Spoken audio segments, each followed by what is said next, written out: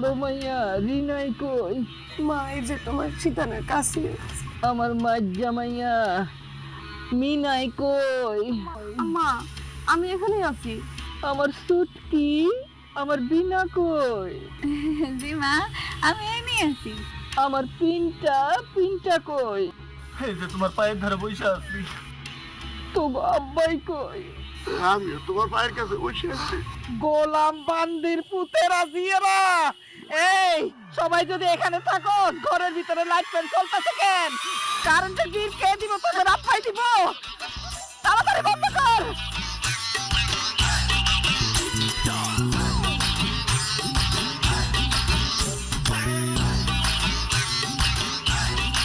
আম্মা সব লাইট বন্ধ করেছি আম্মা, সব বন্ধ করেছি।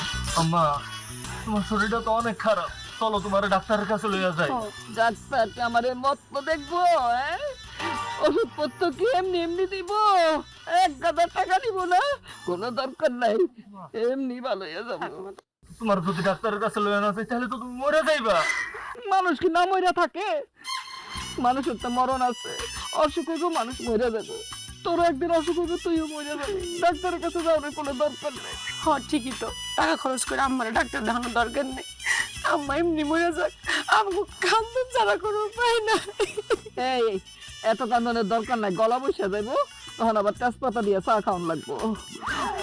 আচ্ছা শোন, আমার আরেকটা কথা মাথায় আসছে, সবাই মন দিয়ে শোন।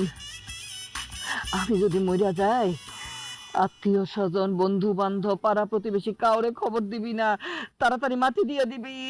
কেন? আমার মরণের খবর পাইয়া তো ব্যাকে আইবো, তারপরে 2-4 ফোঁটা চোখের পানি ফেলবো আর গামলা ভর্তি করে ভাত খাইবো। এত টাকা খরচ করলে দরকার আছে? সংসারটা তো পানিতে বাইসে দেবো। হায় আল্লাহ গো, আম্মা তুমি এত কিপটা কেন? খালি কি তোর ভাই কিপটা? আমাকে পুরা ফ্যামিলি তো কিপটা। আল্লাহ মিলাই দিছে, থাক তুমি জোরে জোরে নিশ্চয়